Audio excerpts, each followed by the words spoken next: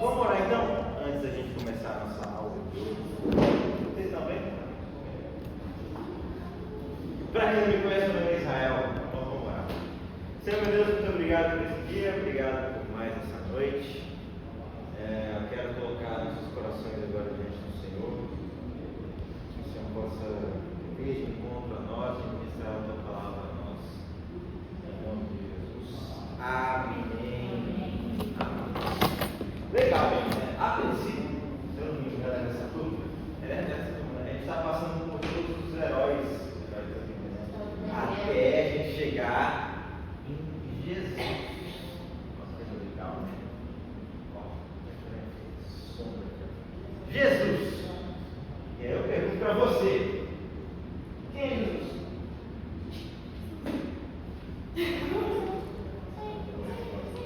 Não, você ainda não. Quem é Jesus?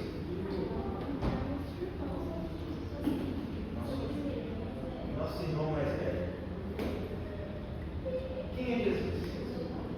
Seu pai. Quem é Jesus? O homem mais forte do planeta, na sua opinião. E o que você acha? Nosso Salvador. E você? E tu? Nosso Salvador também. E você? Filho de Deus. Legal. A gente sabe, né, que Jesus é o Filho de Deus, ele é nosso Salvador, ele é o primeiro dentre muitos irmãos. Sim, ele é nosso mais velho, né? Porque ele é filho do tipo de Deus. Então, sim, nosso irmão mais velho.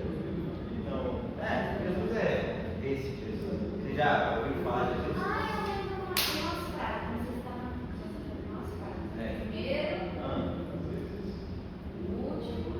Princípio, fim, alfa e ômega, isso aí mesmo. Ele é o caminho, a verdade, a vida. Ele é. Legal! A grande pergunta que eu faço para vocês é: por que Jesus veio? Para que Jesus veio? Para morrer por nós, para a gente não ter que perecer para nossos pecados. Por que Jesus veio? Porque Deus mandou. Ele tinha uma missão. Que missão seria essa? Salvar os pecados. Salvar os nossos pecados. É uma coisa curiosa, né? Porque a gente vive em um ambiente da igreja e a gente ouve muito sobre Jesus. Muitas vezes. A gente fala assim: Jesus, a gente ora em nome de Jesus, a gente prega em nome de Jesus, a gente faz um monte de coisa em nome de Jesus. Só que, será que realmente a gente sabe o básico que é o que Jesus realmente teve que vir? Para que Jesus realmente teve que vir? Qual é que há por trás desse nome que é tão especial? Alguém que já assistiu O Segredo dos Animais? Segredo dos Animais? Pets, sempre nessa caixinha. Vocês nunca assistiram O Segredo dos Animais? Os únicos Eu sei, é desenho de velho. Não, de velho não, é de desenho da minha idade. Vocês nunca viram O Segredo dos Animais? É daquele que tem lá o coisinho que defende lá o galinheiro, tem os coiotes. Nunca viram? Oi? Tem. Eu nunca vi.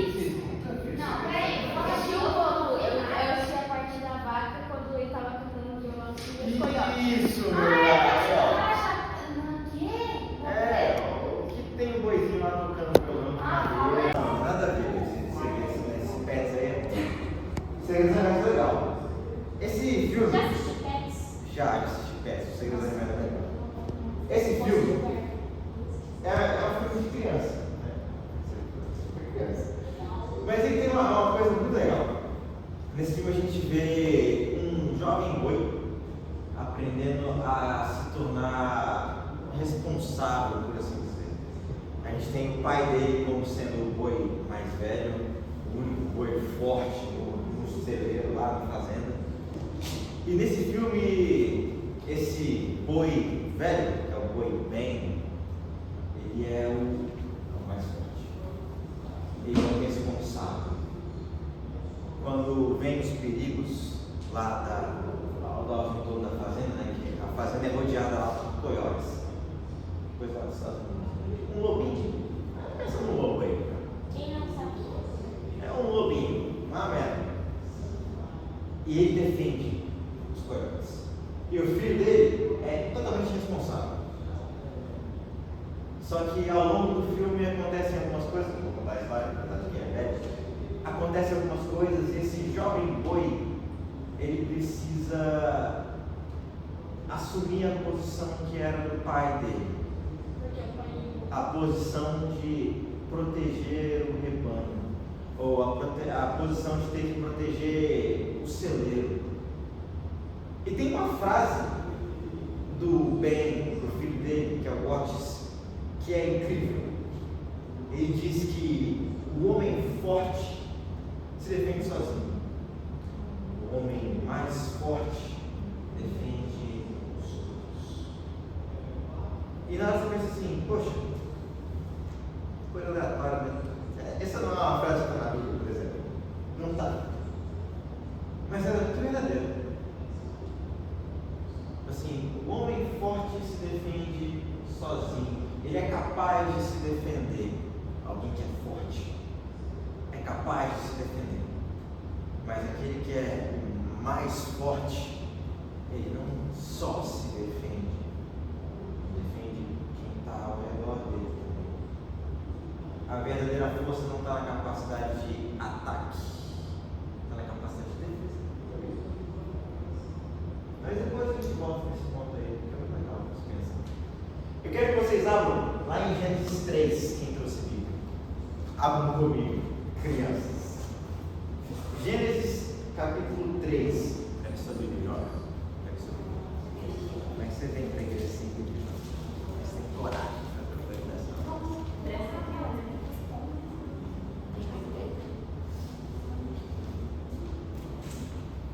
Ó, abre aqui. Gênesis 3. Está lá na página 5 da sua Bíblia. Na minha também página 7. Saiu na minha página 7. Aqui. Gênesis 3. Gênesis 3. Cadê? Mas vamos lá, olha aqui. Olha só isso aqui. Olha só isso aqui. Esse capítulo aqui de Gênesis 3. Vamos lá. Capítulo de Gênesis 1 e 2. Deus está criando o mundo. Então a gente tem o princípio, criou Deus o céu e a terra, e a terra se forma vazia, e o Espírito de Deus foi sobre todas as águas, etc. Aí Deus diz, haja luz e começa a criação. Isso acontece até o capítulo 2. Deus criando todas as coisas, essencialmente. A gente viu no final do capítulo 2 a formação do homem, Deus criando propriamente um homem e a mulher também. Aí a gente chega aqui em Gênesis 3. E Gênesis 3 é um dos capítulos mais importantes da história de toda a humanidade. Porque é por causa desse capítulo, ou do que está escrito nesse capítulo, que a gente está aqui hoje. Do jeito que a gente está aqui hoje. Vamos lá, olha só isso aqui, hein? Verso 1 de Gênesis 3. Mas a serpente, mais astuta do que todos os animais selvagens que o Senhor Deus tinha feito, disse a mulher: é verdade que Deus disse, não comam fruto de nenhuma árvore do jardim? A mulher respondeu: do fruto das árvores do jardim podemos comer, mas do fruto da árvore que está no meio do jardim, Deus disse: vocês não devem comer dele, para que não venham a morrer, e nem tocar nele. Pausa até. Aqui, olha como é que o diabo se aproxima da mulher. Ele pergunta assim: é verdade mesmo isso que Deus disse? Vocês podem comer de nenhum. Vocês acham que o diabo sabia qual era a ordem de Deus? Sabia. E qual que era a ordem de Deus? Não comer da árvore do conhecimento do bem e do mal. A ordem de Deus era: não comam do fruto do conhecimento do bem e do mal, da árvore que está lá no meio do jardim. Satanás não pergunta isso. A serpente não pergunta isso. Ela vem e fala assim: pô, é verdade, você não pode comer nada. Sério mesmo? Nossa, como Deus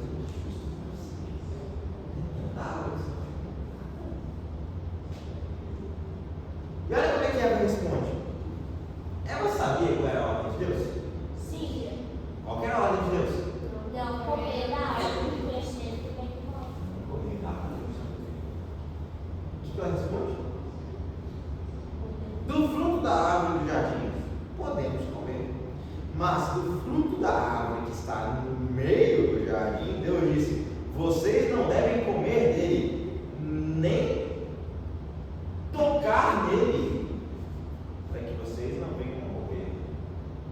Podia tocar no fruto? Não. Podia. Nossa, não podia comer. Não podia comer. A ordem é: não coma da fruto da árvore do conhecimento do bem e do mal. Eva dá um passinho além daquilo que Deus tinha dito. Estranho, né? Curioso ver como é que essa conversa está acontecendo. Verso 4. Então a serpente disse à mulher: é certo que vocês não morrerão, porque Deus sabe que no dia em que dele comerem, os olhos de vocês se abrirão, e como Deus, vocês serão conhecedores do bem e do mal. Deus conhece o bem e o mal? Sim. Deus conhece. O homem conhecia o que era o bem e o mal? Não, só não é. Não. É mentira o que esse serpente está falando? Certa forma, não. De certa forma, não. Por que não? Porque a serpente falou que se comesse, ficaria igual a Deus, sabendo o que é o bem e o que é o mal. E hoje a gente sabe, então. Ela meio que estava falando a verdade. Só que olha só que pegadinha curiosa, né? A serpente vira e fala assim: não, vocês não vão morrer.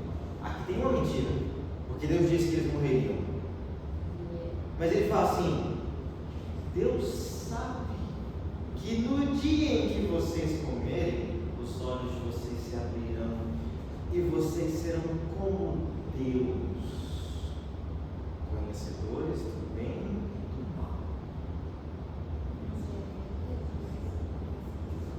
Deus conhece o bem e o mal? Sim, sim. Conhece. O homem não conhecia. Então, quando a serpente vira e fala assim: vocês serão conhecedores do bem e do mal, quase verdade. De certa forma é verdade. Mas olha só, sabe o que não é verdade? É que a serpente diz que, como Deus, eles conheceriam o bem e o mal. Sabe qual é a diferença entre nós e Deus agora que a gente conhece o bem e o mal? Pensa só. Não, vou dar um exemplo prático para vocês. Minha namorada agora, ela faz medicina, vai ser médica. Agora vocês pensem num cirurgião. Um cirurgião de câncer. Um cirurgião de câncer conhece câncer? Conhece, né? Sim. O cirurgião ele pode saber tudo. Ele é um especialista. Ele sabe o que se forma, como evitar, como tratar, a cirurgia que precisa para retirar. Ele sabe todos os detalhes, ele sabe fazer, ele sabe tudo sobre o câncer. Ele conhece o bem e o mal. Assim como Deus conhece. Agora eu pergunto para vocês: alguém que tem câncer há 20 anos e que constantemente fica tendo câncer, conhece câncer? Sim, sim. Conhece. Por quê? Porque sofre dele. Essa é a diferença entre nós e Deus. Deus conhece o bem e o mal? Ele conhece o bem e o mal. Mas ele é como um cirurgião. Ele sabe tudo. E a gente é como paciente. Exato. Ele é o cirurgião. Conhece tudo. Até sabe como tratar, como evitar, como retirar, que tipo de cirurgia precisa ser feita. Mas ele não tem câncer. Ele não está doente. Ele conhece, mas ele não sofre disso. Nós somos o paciente que tem câncer. Nós conhecemos o bem e o mal. E aqui nesse capítulo, por causa desse capítulo, a gente passou a conhecer. Porque a serpente mentiu. Ela disse que a gente ia conhecer o bem e o mal como Deus conhece. Mentira. Porque Deus não é afetado pelo pecado. Nós somos. Nós temos câncer. Deus não tem. E aí, olha lá que coisa, né? Vendo a mulher que a árvore é boa para se comer, agradável aos olhos. O pecado é agradável.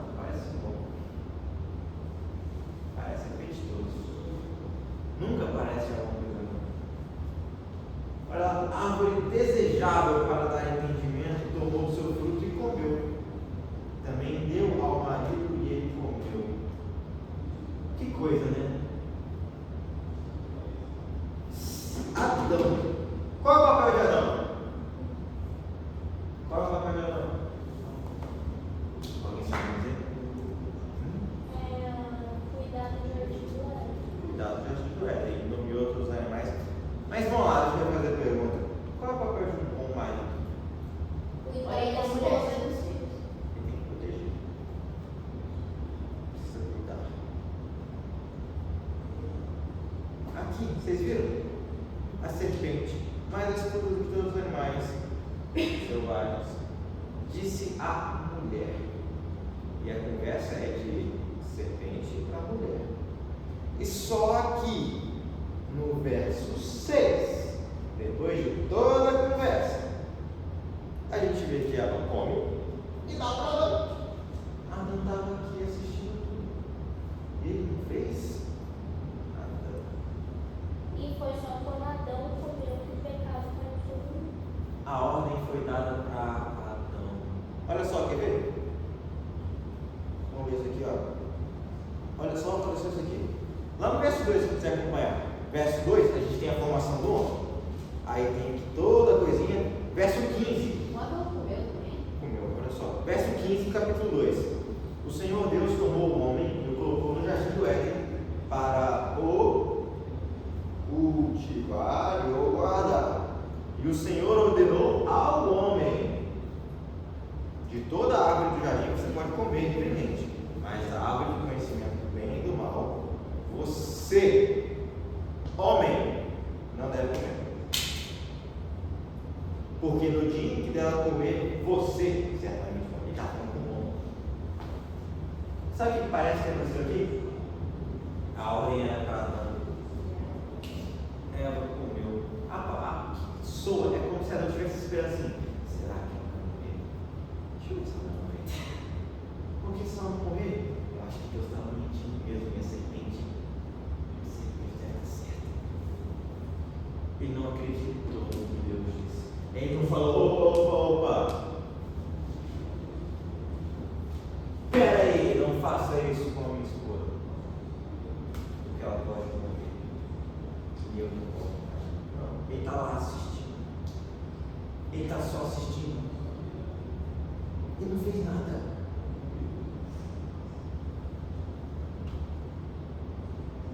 Deu ao seu marido e ele comeu.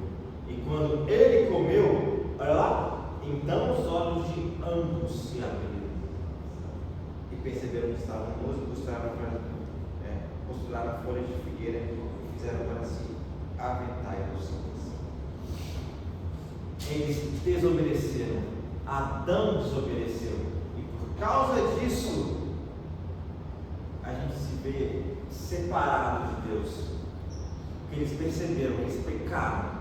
E olha só, ao ouvir a voz do Senhor Deus que andava no jardim quando soprava o vento suave da tarde, o homem e a mulher se esconderam. Deus vinha todo dia conversar com Adão e Eva. Havia amizade, relacionamento. Quando ocorre o pecado, a gente perde esse relacionamento, a gente perde essa conexão, porque Deus odeia o pecado. Deus odeia o pecado. Ele não se relaciona com o pecado. Que coisa, né? E aqui o homem pecou. Deus não poderia ter relacionamento com ele. Olha só isso aqui. Olha aqui no verso 11. Deus perguntou: quem me disse que você estava nu? Você comeu da árvore que eu ordenei a você que não comesse? Deus está perguntando para Adão. E olha só o que esse safado fala: a mulher que me deste para estar comigo, ela me deu da árvore que eu comi. Ele está falando para ela. Qual é o papel do homem mesmo? Exato. O que ele está fazendo? Essa mulher é a culpa é dela. Ele estava assistindo a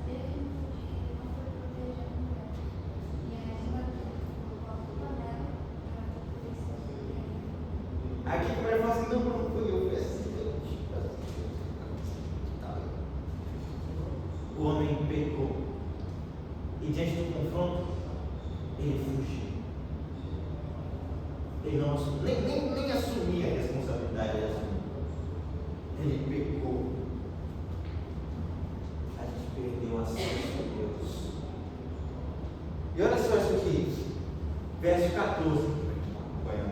Então o Senhor Deus disse à serpente: por causa do que você fez, você é maldita entre todos os animais domésticos, os animais selvagens. Você rastejará sobre o seu ventre, comerá pó todos os dias da sua vida. Suponho que serpentes tinham, sei lá, qualquer outra coisa, né? Mas rastejavam. Uma espécie de serpente, ela nasce com perna ao longo da vida, ela vai perder essas pernas. Então, ou tinha perna ou tinha asa. Eu já vi em algum lugar que talvez teriam asas. Não sei. Mas hoje não tem. Por quê? Por causa disso aqui. Sabe por que a serpente fica andando no chão, rastejando? Por causa disso aqui. Aí olha só isso aqui. Olha isso aqui. Verso 15. Deus está falando à serpente: porém inimizade entre você e entre a sua descendência e a descendente dela, da mulher. Este lhe ferirá a cabeça e você lhe ferirá o calcanhar. Quando a gente vê essa frase aqui, ela está falando sobre a serpente, no sentido do diabo, que feriria o calcanhar do descendente da mulher, e o descendente da mulher feriria a cabeça da serpente. Quando ele fala isso aqui, a gente está vendo a primeira referência na Bíblia a este homem aqui.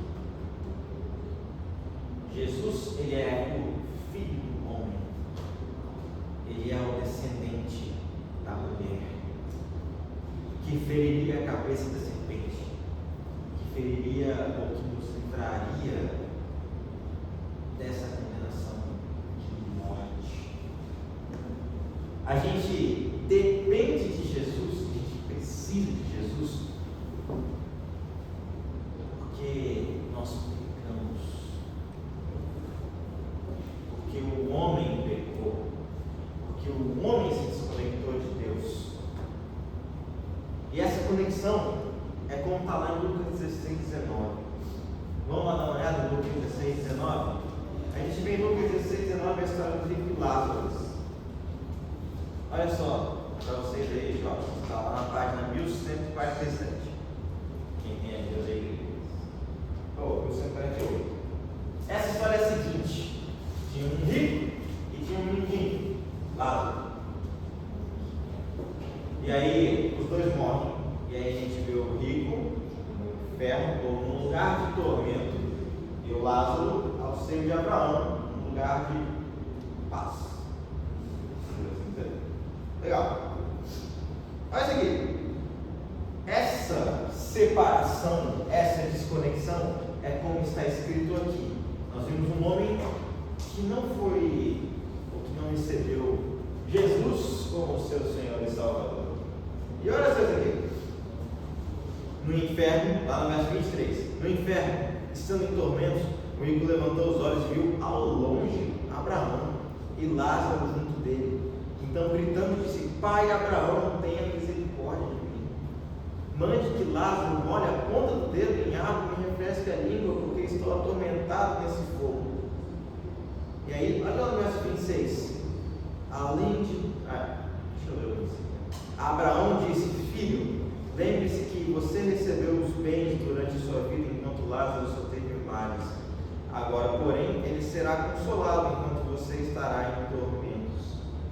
E além de tudo, há um grande abismo entre nós e vocês, de modo que os que querem passar daqui até vocês não podem, nem os de lá passar para cá.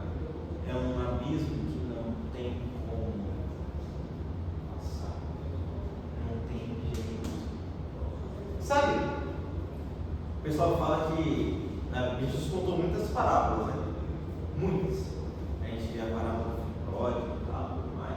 Tem a parábola, sei lá, das dracmas perdidas, tem a parábola do semeador, tem um monte de parábola. Vocês gostam de parábola?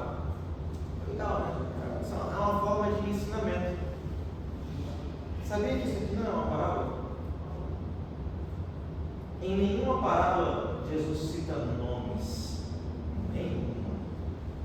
Não existem pessoas com nomes em parábolas. É sempre um homem tinha um filho que tinha um trabalho, que fazia alguma coisa, ou um rei foi fazer uma visita e tinha servos, e o servo um fez isso, o servo dois fez aquilo, o servo outro fez aquilo. Sempre. Jesus está contando uma história. Ele está falando de um rico. Ele está falando de Lázaro. Isso aqui aconteceu. Sabe esse rico? Até hoje, esse rico está com sede. Ele está lá. Sede. Não tem jeito. Não teria jeito para nós, porque Deus não tolera o pecado.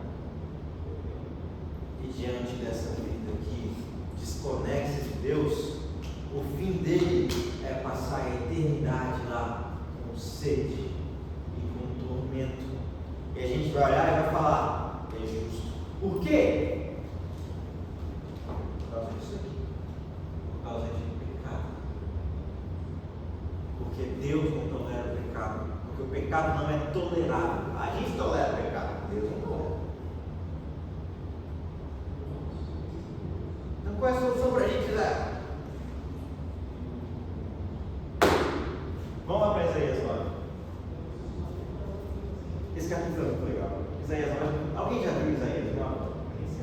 Aqui é Isaías 9. Tem até uma música.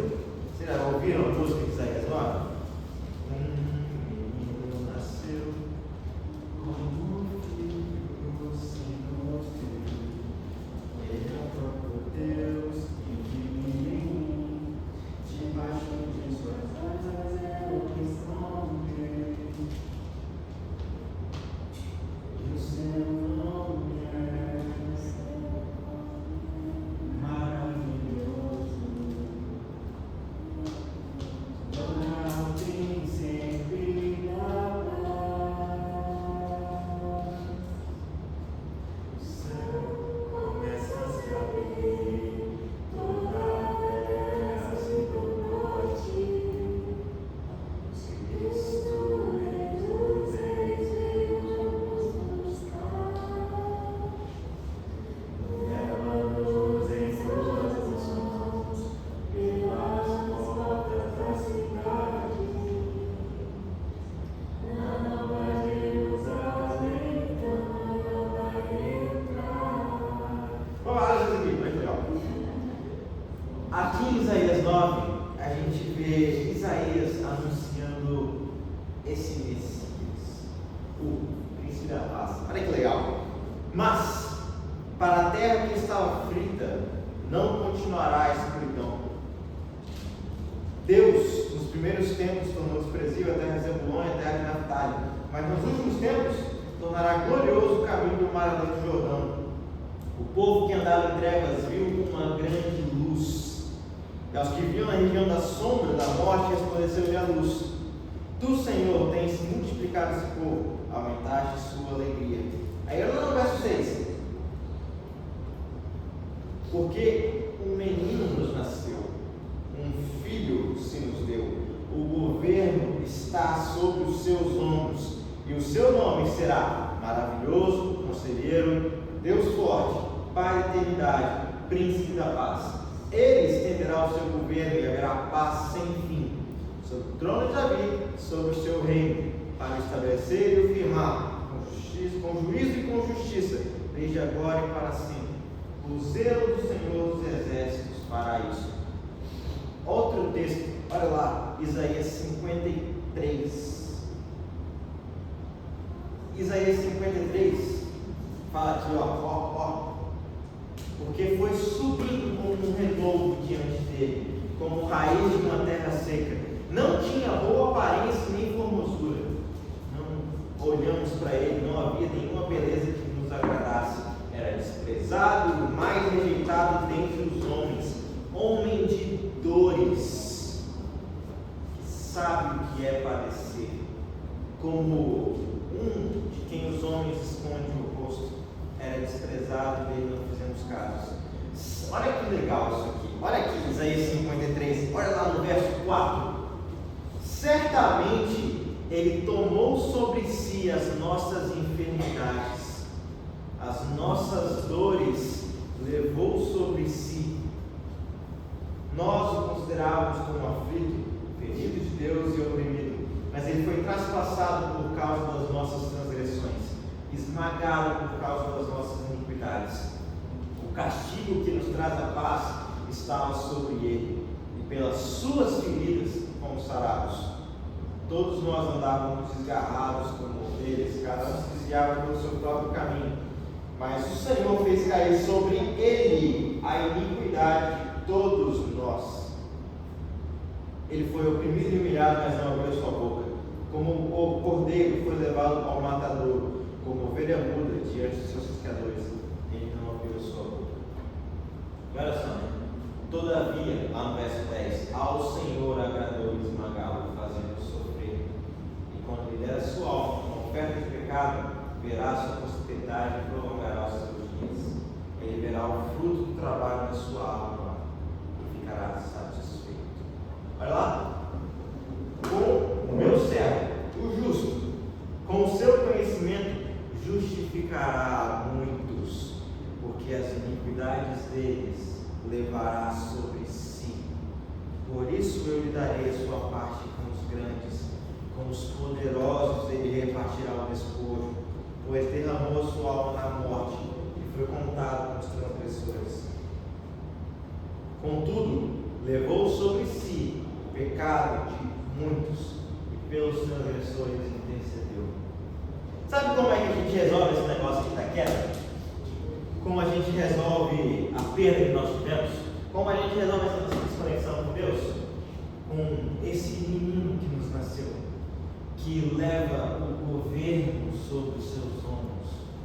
Esse rei que leva o governo sobre os seus ombros é Jesus. E aí a gente pensa, pô, Jesus deve ser glorioso, né? Ele devia ser lindo. A gente vê as imagens de Jesus lá na igreja católica, em qualquer lugar que Jesus é bonito, não é? Geralmente ele é bonito. Mas Isaías fala pra gente, ninguém queria nem olhar para ele. Olha só, era desprezado, o mais rejeitado. As pessoas viravam o rosto dele, que olhava e falava, homem de dores, sofredor, pobre, pé rapado, não tem nada. Esse é Jesus aqui na terra. Que ninguém pagava um pão com café, não dava nada. Que olhava e falava, sei lá, né? Vai que tinha. Ninguém dava nada. Por esse que é o filho do homem, que é a raiz da vida, que é o homem que tem o governo sobre os seus ombros. Ninguém dava nada. Não queria nem olhar para ele. Esse é Jesus. Rejeitado, odiado. Mas vocês viram isso aqui lá no final? Olha isso aqui. Olha isso aqui. Quando ele der a sua alma uma oferta, assim, ó, ele verá o fruto do trabalho das suas mãos e ficará satisfeito. Com o seu conhecimento justificará muitos, porque as iniquidades deles levará sobre si. E por isso eu lhe darei a sua parte com os grandes, e com os poderosos ele repartirá o despojo. Quem aqui gosta da ideia de glória? Deixa eu mudar a pergunta, que essa pergunta sou estranha, né? Assim, não quero de Deus. Quem gosta de receber elogio? Fez uma coisa bem feita e gosta de receber elogio? Você gosta? Eu gosto. Você gosta de receber elogio? Mas você está bonito hoje. É bom receber esse elogio? Você é uma puta de geral, seu cabelo está arrumado, você veja assim, obrigado. Não é legal? Não é legal receber elogio? Você vai lá, faz um trabalho na escola, o professor vai falar assim, você caprichou. Aí fica top. Aí você vai assim, Aí seu professor fala assim, ó, pega o braço, ó, aqui ó, trabalho muito bem feito. Não é legal? Claro que é legal, todo mundo gosta de elogio. A gente gosta dessa posição de receber elogio. Isso é, querendo ou não, de certa maneira, isso é receber honra. É uma certa glória, pequena glória, pouca coisa, mas é legal, não é? Legal. Sabe qual é a verdadeira glória? Por assim dizer, quando a gente pensa nesse tipo de glória. Qual é a glória que Deus está oferecendo para Jesus aqui? Né? Ele está falando assim, vai ter a sua parte entre os grandes, com aqueles que têm renome, repartirá o despojo. Por que ele está recebendo essa glória? Por que é que Jesus aqui está recebendo glória acima de qualquer outra glória? Essa glória que é incrivelmente gloriosa. Por quê? Porque esse Jesus fez uma coisa que ninguém poderia fazer. O que ele fez? Ele levou sobre si os pecados infinitos. Sabe o pecado que a gente comete? O pecado que você vai cometer? O pecado que você já cometeu? E o pecado de todo mundo? Está na conta de Jesus. Se você aceitar. Ele tomou sobre si as nossas iniquidades. E a Bíblia fala, olha só que coisa, né? Jesus é filho de Deus, né? Lá no verso 10, a gente vê que todavia ao Senhor agradou esmagá-lo. Pensa que Deus pegou Jesus assim e esmagou Jesus lá na cruz. Até não sobrava nada. O corpo dele estava lá, né? Mas quando Jesus fala, Eli, lama sabachthani, Deus meu, por que me desamparaste? É como se naquele momento Deus parasse de olhar para Jesus como o filho amado, olhasse pecado. E aí Deus vai lá e esmaga Jesus. Por isso que ele morre. Por isso que as outras pessoas estavam com ele, não morreram. Porque ele não estava lá só no corpo. Simplesmente. Não é um sofrimento corpóreo, simplesmente.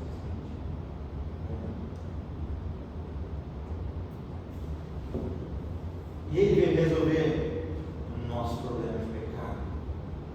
Abrir o caminho para que nós tenhamos acesso a Deus. Ele veio fazer isso. Ele veio morrer por mim. Ele veio morrer por você, por todos nós. E aí a gente volta lá no comecinho. Adão era um homem forte. Pode dizer que sim. Ele sabia se defender. Se a serpente virasse para Adão e falar, Adão,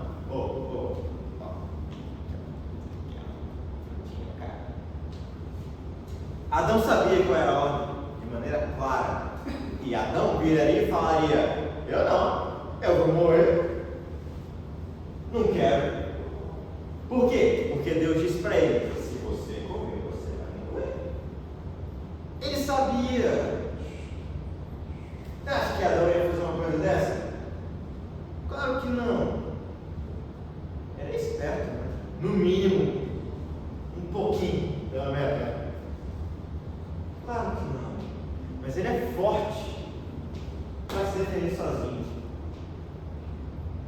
Só isso.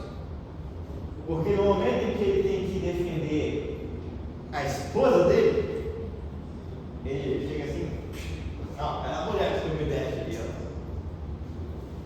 Ele não confronta a serpente, ele não impede a mulher. Quando Deus o acusa daquilo que ele tinha feito, ele vai falar, não, eu não. A mulher que o Senhor me deu, essa aí é terrível. É a mulher que o Senhor me deu. A culpa é dela, não é minha.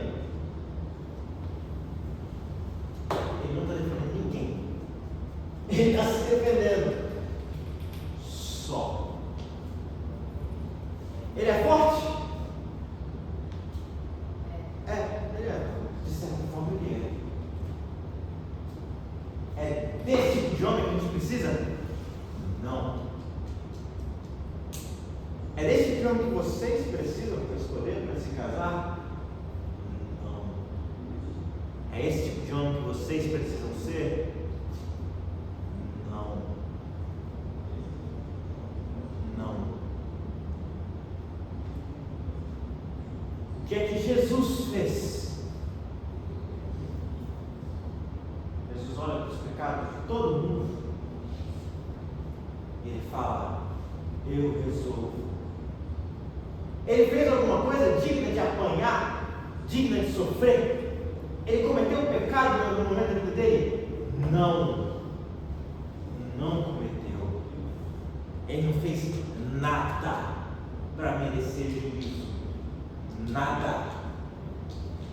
E ele fala: eu resolvo. Ele pega para si um problema que não é dele.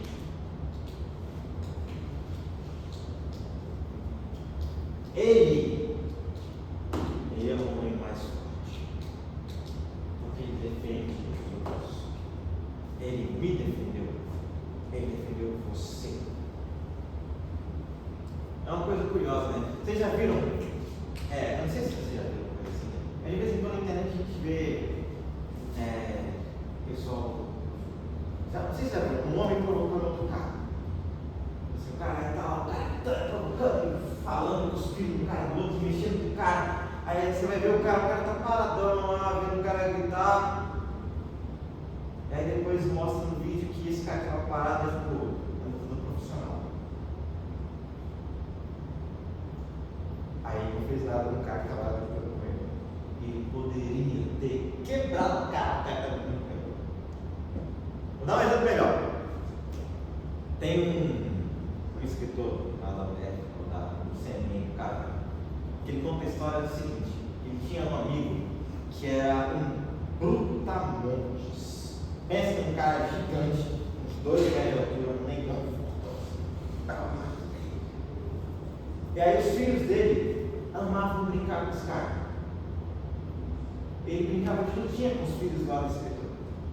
Eles ficavam lá batendo, pulando em cima, e se jogando e tal. E aí ele brincava com as crianças. Ele ficava lá, ele se jogava, ele deixava as crianças atacar ele. Aí eu pergunto para vocês: por ele deixar que as crianças batam nele, ele é fraco? Não, porque ele estava só brincando. Está brincando. Mas aí ele ia jogar futebol americano e ele saía arrastando os caras no adversário, que eram outros brutamontes de 2 metros de altura. Sabe qual é a maior demonstração de força que esse cara poderia ter, depois de nobreza? É cuidar dos pequenos. É deixar que os pequenos brinquem com ele. Porque a força se revela não simplesmente quando eu posso demonstrá-la. Assim, eu vou aqui, quebra esse cara aqui, ó, bato nele. Eu posso bater nele? Posso. Aí ele vem me provocar, vai lá e desço a mão nele, deixo ele com 3 dentes a menos, quebra o braço dele, ele fica mancando nessa vida. Demonstrei força? Mostrou, agora quebrou o cara. Quebrou o braço e o dente. Isso é força? Não. Isso aqui é isso aqui, ó. Um homem que é forte. Ele é forte? Forte. Ele é capaz aí de quebrar alguém. Legal. Não é desse tipo de força que a gente precisa. Não é esse tipo de força que Jesus demonstra. Força real é de o cara estar lá me provocando e eu falar: eu posso quebrar ele. Eu dou conta de quebrar ele. Mas eu falo: é eu virar e falar: eu protejo quem está atrás de mim. É eu proteger a minha esposa, proteger a minha família. Porque Jesus diz aos maridos, né? Tem aquele texto que é polêmico, um dia vocês vão ouvir falar sobre isso. Assim, que a mulher precisa se submissa ao marido. Aí Jesus vira lá para os maridos e fala: vocês precisam amar a sua esposa como Jesus amou a igreja e assim mesmo se entregou por ela. O que Jesus está falando? Seja o mais forte. Porque o que Jesus exige de mim, como marido, é que eu seja capaz de me sacrificar por ela. Seja capaz de morrer, de defender. Porque a verdadeira força não está simplesmente em eu ser capaz de me defender. Está em eu ser capaz de defender quem está comigo. É eu ser capaz de ser gentil, apesar de ser forte, de ser doce, apesar de eu também poder ser bruto quando eu precisar ser bruto. Jesus é implacável contra o pecado. O rico está lá sofrendo até hoje. Por quê? Porque Deus não tolera o pecado. Ele está com fúria, com ira. Mas ao mesmo tempo, vocês viram o que ele fez? Ele morreu por mim e por você. Ele não precisava, mas ele escolheu. Por quê? Por que Jesus fez isso? Porque Deus amou o mundo de tal maneira que Deus é Filho de gente para todo aquele que não pereça, mas tenha vida eterna. Por quê? Porque ele escolheu te amar. Você acredita nisso? Ele escolheu te defender, te proteger.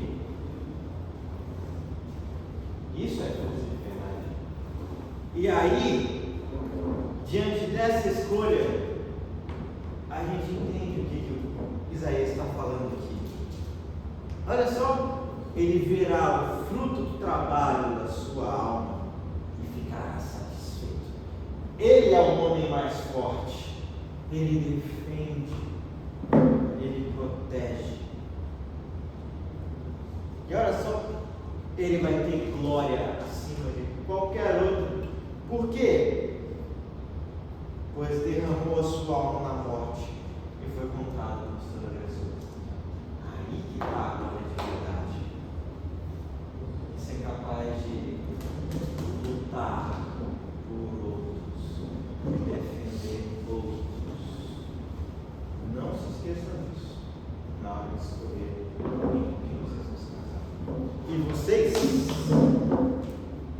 não se esqueçam disso enquanto vocês estão crescendo. Porque é esse tipo de homem que a gente precisa. Faz sentido? Faz sentido? Faz sentido?